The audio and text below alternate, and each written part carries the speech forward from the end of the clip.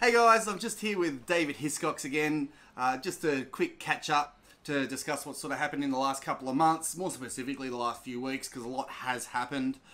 David, thanks for joining us again. You're very welcome, Matt. No, not a problem at all. Good to be here. So, we'll start off. Gay marriage passed. I think when we spoke last time, you thought that gay marriage was probably not going to pass.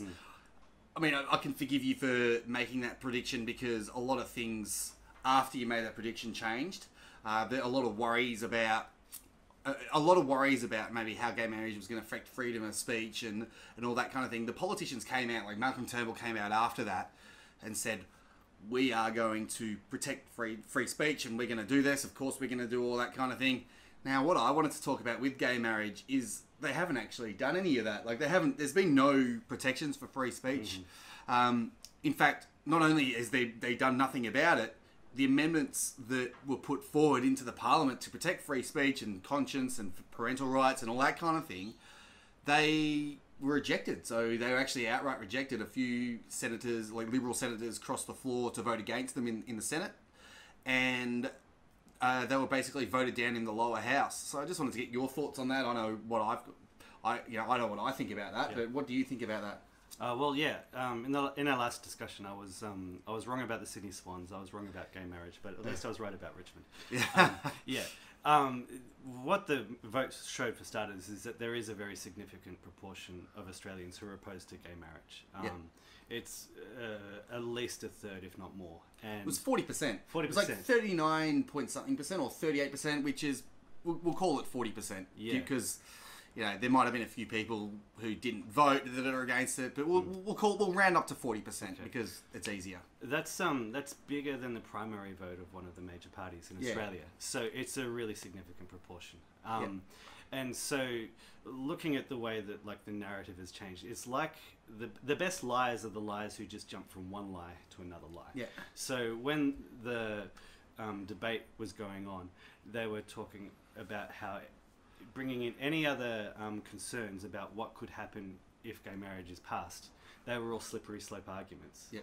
But now that gay marriage is passed, they've just gone straight down that slippery slope. Yeah, it's exactly. Like a water. It's not a slippery slope. It's a water slide. Yeah. And they've just gone, we're not going to protect your right to not engage. We're not going to protect the rights of traders to not be involved. Yeah. To say no, which is.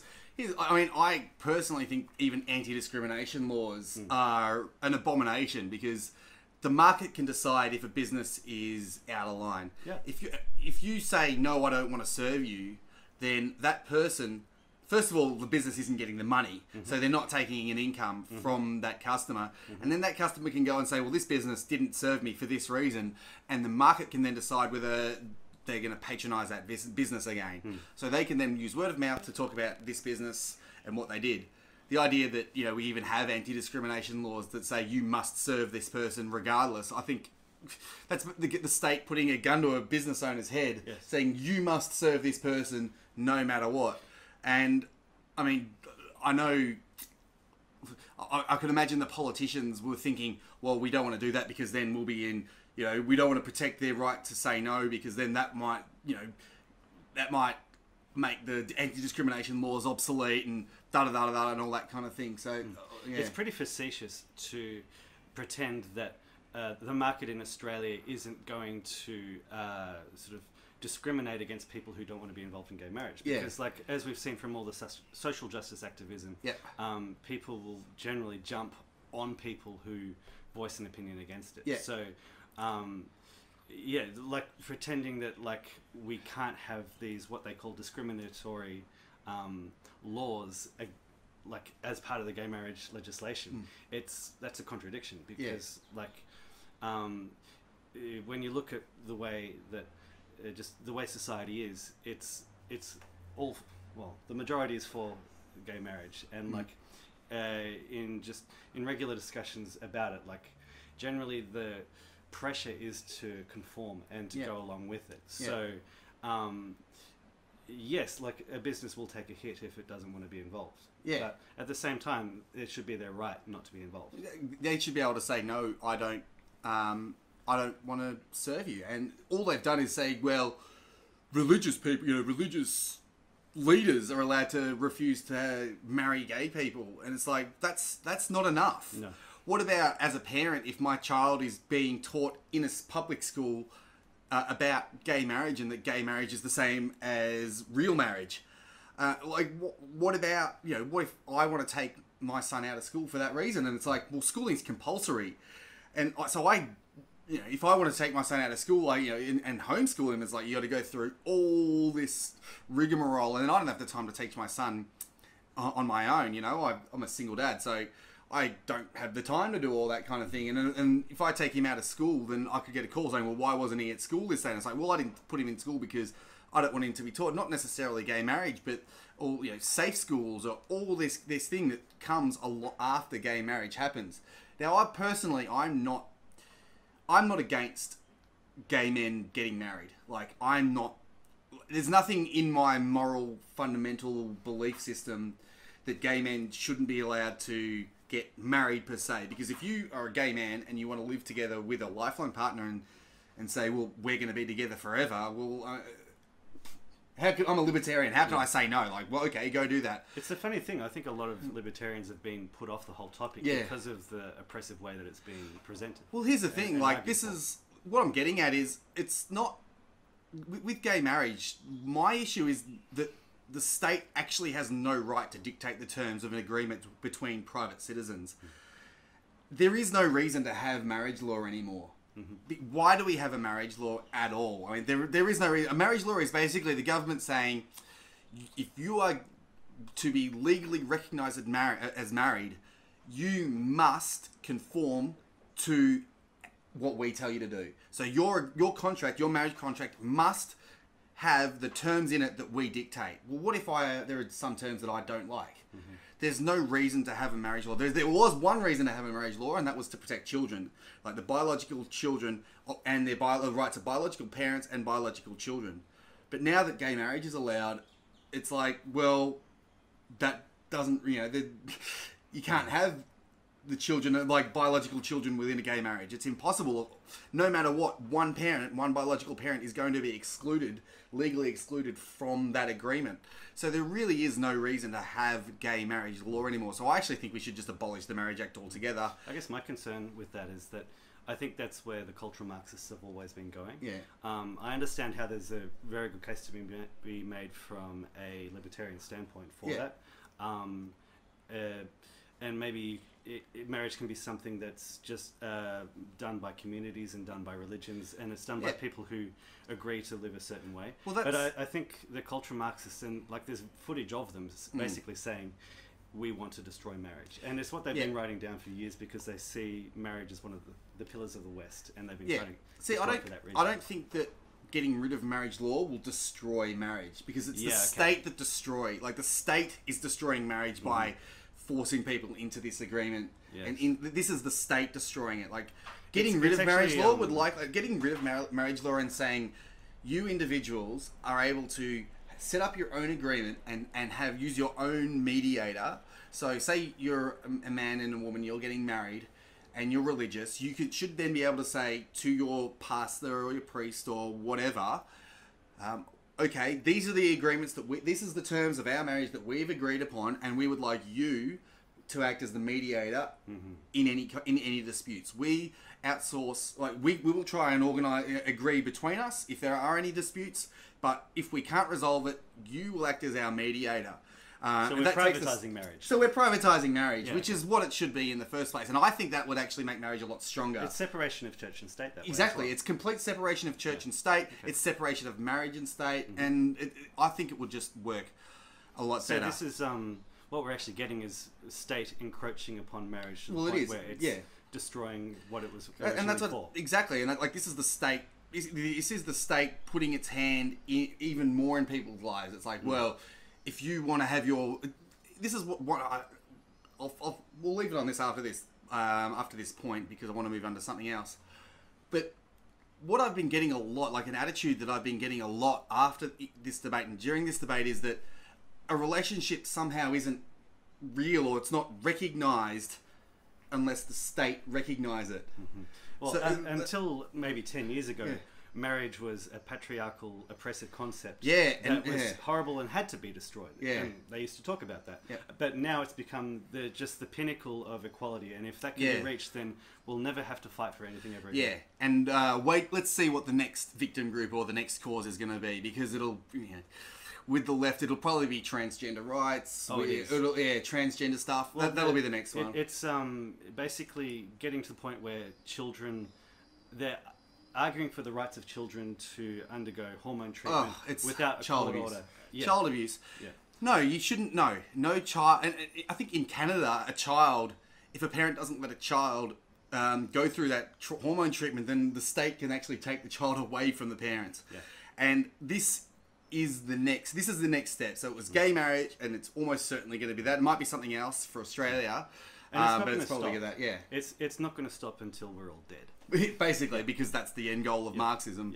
It's an algorithm that only Marxism fails because of humans. Therefore, the algorithm causes humans to be taken out of the equation. With that in mind, we'll move on to a gay man that we all love, Milo Yiannopoulos, who we went to see him talk. We got the blog. You can go and look at the blog on my channel. I'll link in the description for everyone if I remember. But so what were your thoughts like now that I think he's left Australia, he's finished his tour? What are your thoughts on the reaction, like the media's reaction to him, the people's reaction to him? Like, how do you think he's affected Australia? Well, first thing I would like to say is thank you very much, Milo, if you're watching, for sharing that great article by Lucas Rosses on how you basically drove the Australian media batshit insane. It was magnificent. It really was. It was a tremendous boost for us, and I think it was a word that really needed to get out there. I had two takeaways from the Milo thing. The first of all, I guess it's as much just a thing that affected me personally, and I could see it affecting a lot of other people as well. It was really great to be in a room of a couple of thousand people who actually thought like us. I often use the expression lone wolf conservative, and the idea behind that is that what a lot of people who have joined this movement, which is very much online and is starting to get out of the real world, what we find is that we're often the only conservative in a group of friends who like to consider themselves as progressive. Well, I find, they are the ones that are out and proud about their political beliefs. Yes. Tend to be on the left and regressive, or progressive, same thing. And that kind of drags the people who aren't necessarily political. They'll just sort of signal that way anyway. And so they're always just like, we're either like alone or we only have a couple of conservative friends. And so it's like that whole system drives us crazy because every social situation that you're in, you always have to make the decision, do I pipe up about something? Because we're not shrinking violets, we're not cowards, and we know how to make good arguments, but we have been in these situations many times before when we're in a group of people and somebody says something and it goes against everything that you believe, and everybody else kind of goes along with it, and they're like, if I say something, I know I have to back it up, and at least the next 10, 20 minutes are going to just be involved in having a discussion about this. And you can trust yourself, but you're always wondering about your mates. About which way they're going to stand up for you and all that kind of thing. Oh, not so much that, just whether they'll flip out. Actually, that's true. Because I like these people. I like my friends. And, I don't care what they think. But when it is brought into every situation, it becomes a really big deal. So for me, it was very comforting. Just like when Milo is, he's making goat jokes about Islam. It was magnificent. And like, you look at the person next to you and rather than going, oh, here we go, they're laughing and they're going, and they're yes, clapping along. And it's like, oh, this is It fantastic. was very cathartic. Like, that's an extreme example, but it was just great to see that, like, there are lots of us. And the next thing, if I can continue with this, is it leads into this. The really, really big one is just to see the way that even in Melbourne, we outnumbered the left. 10 to 1. Yes. And we were peaceful. And they were violent. Like, they were Yeah. abusing us as we walked in. We Remember loved that? it. Yes. Blowing kisses. This is is the a Nazi new salute. It was magnificent. I was waving. I thought it was magnificent. And and like you had that lady with the video, like pointing at the girls, going, gender trade is right there. But I thought there was no such thing as gender. Like, well, I thought gender was a spectrum. So how could they be a gender trader? Well, that's her cognitive dissonance is showing. Yeah. Double think. Is it double think? Yes, double think. Yes. If you can call it think. And so it was from that. Like Lucas Rosas again. He did a really great article entitled "Who Were the Anti-Milo Protesters?" Yes. And he listed a number of people. One of them was Debbie Brennan. Mm. This lady, Debbie Brennan, she came up to somebody that I know, and she was taking video, like her friend was taking a video. And so this person that I know started taking a video back. And this lady was saying to this person I know, you're a Nazi. Why are you supporting a Nazi? Don't you know who Milo's connections are? This lady, Debbie Brennan, she is an old school communist from way back.